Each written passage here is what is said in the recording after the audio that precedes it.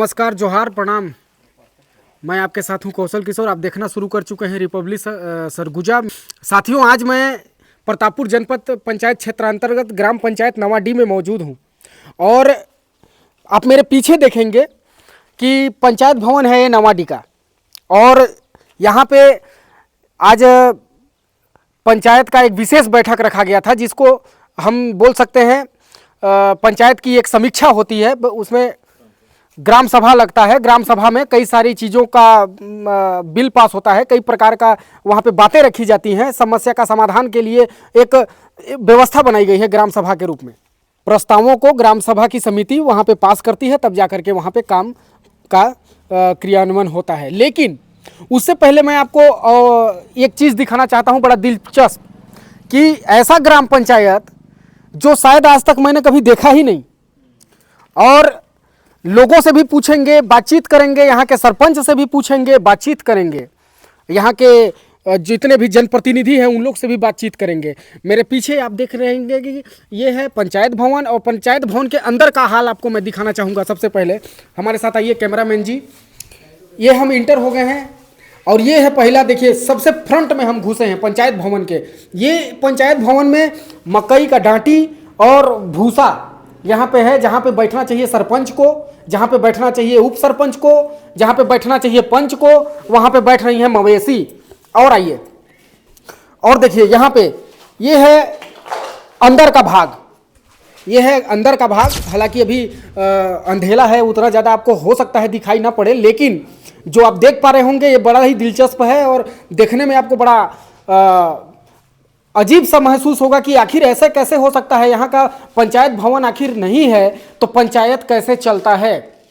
बड़ा, ये बहुत ही बड़ा प्रश्न है। क्या यहाँ के लोगों ने अभी तक इसका आवेदन वगैरह किसी को नहीं दिया, या फिर वहाँ तक पहुँचाने का प्रयास नहीं किया बातों को कि एक पंचायत भवन का निर्माण हो?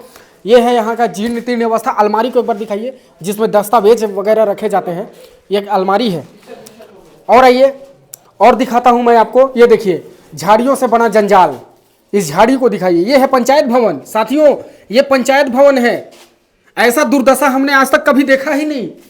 और ये देखिए यहाँ पे शौचालय की तो बात ही नहीं करूँगा। यहाँ तो शौचालय का नामो निशान नहीं है, सिर्फ शौचालय है, लेकिन उसमें काम कुछ भी नहीं है। आप हमारे साथ इधर बातचीत करने के लिए इसके बारे में विशेष, क्या नाम है आपका? मेरा नाम मोहनलाल भोय है।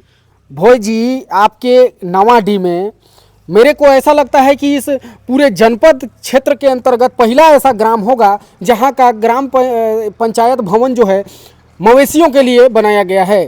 तो इसके लिए आप लोग आवाज़ क्यों नहीं उठाए अभी तक?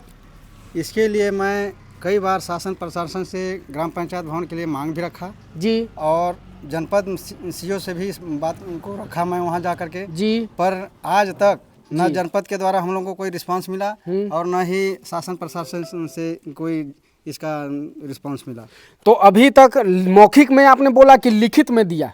अभी तक तो मौखिक में दिए थे जी, पर लिखित में भी अब चालू कर दिए थे। एक बार पंचायत सचिव के द्वारा जब ग्राम सभा का आयोजन हुआ था, हाँ, उसमें भी मैंने इस बात का उल्लेख किया था और उसको ग्राम सभा में उल्लेखित कराया था, पर आज तक हमको पंचायत भवन के रूप में एक भवन नहीं मिला कर रहा। अच्छा, एक तमाम प्रश्न जो कि बहुत जरूरी प्रश्न है, ऐसे में पंचायत का काम कैसे हो रहा है? पंचायत कैसे चल रहा है जब पंचायत भवन ही नहीं है आपके पास? तो पंचायत का काम कैसे आप लोग कर रहे हैं? क्या कहिएगा महोदय जी, हम लोग का पंचायत भवन का स्थिति बहुत ही दयनीय है।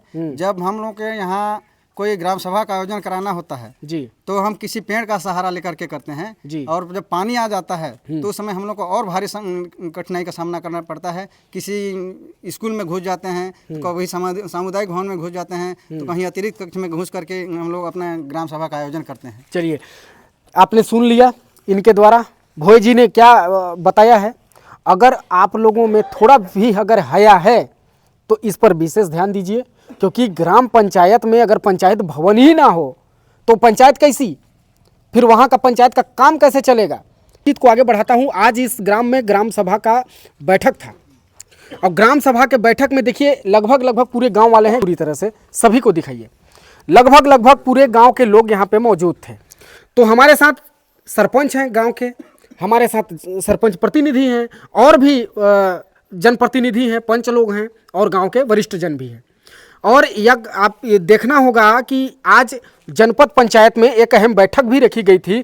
इस ग्राम सभा की बैठक को मद्देनजर रखते हुए वहाँ पे बैठक को भी निरस्त किया गया। और चूंकि आज मैं बताऊं कि वहाँ का भी कार्य प्रभावित हुआ है और यहाँ भी हुआ है, इसके वजह सचिव हैं।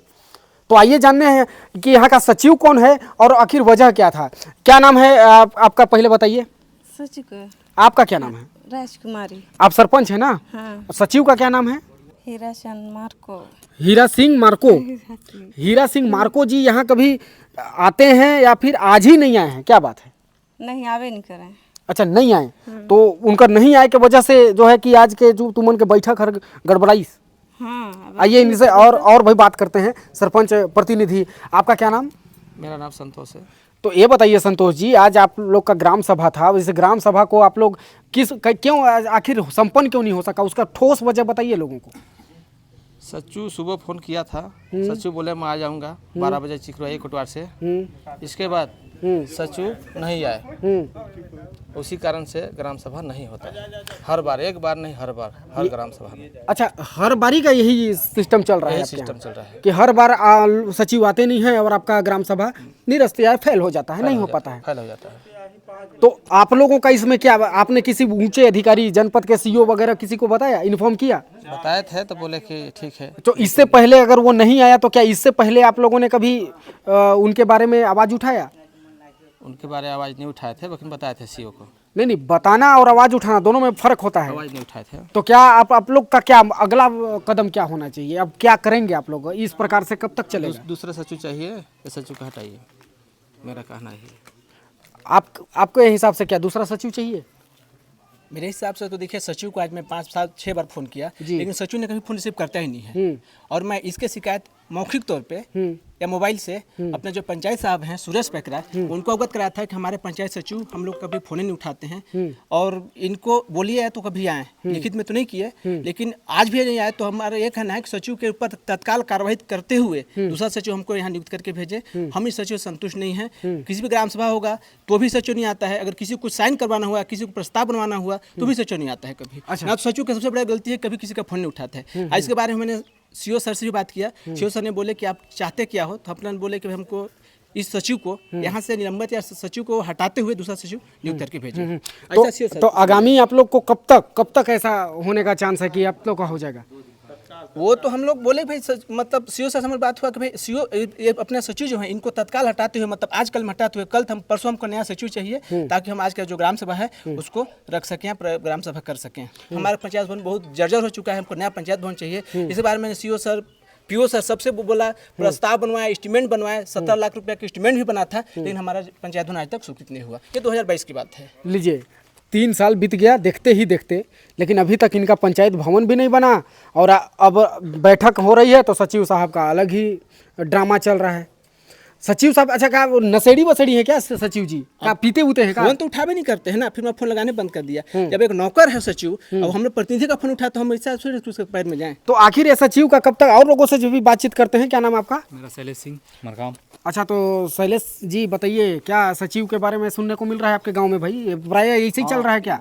ये तो है, हमेशा का उसका ही ईसन है पूरा।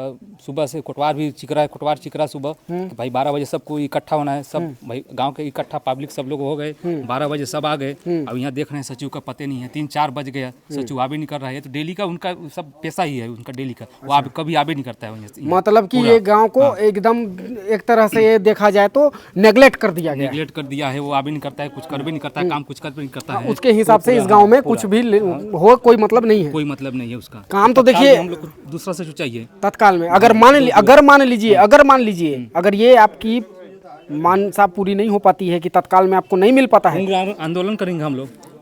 उसके लिए आप कदम उठाएंगे? बिल्कुल उठाएंगे। सचिव के लिए दूसरा हम लोग को सचिव चाहिए, तत्काल चाहिए। वो भी क्या ये जब आंदोलन की अगर नौबत आएगा तो आंदोलन होगा? जी होगा, आंदोलन करेंगे। सुन लीजिए, यहाँ पे बड़े अधिकारी, जनपद पंचायत के सीओ साहब, ये ग्रामीणों का जो रोष है आप सुन सकते हैं कि अगर इनको सचिव नहीं मिला तो ये आपके दरवाजे पे भी दस्तक देंगे और दस्तक देते ही इनको मांग अपना पूर्ण करवाएंगे। और इसके लिए आपको सजग रहना चाहिए और समय रहते पूर्ण कर देना चाहिए, क्योंकि ग्रामीणों की हित की बात है और ग्रामीणों को हित को नज़र में रखते हुए आपको यह काम जल्द से जल्द पूरा कर देना चाहिए। आप हमारे साथ कैमरामैन रविंद्र श्रीवास्तव के साथ कौशल दुबे, रिपब्लिक सरगुजा। धन्यवाद। पंचायत को बचाना होगा, हमारी पंचायत को बचाना होगा तो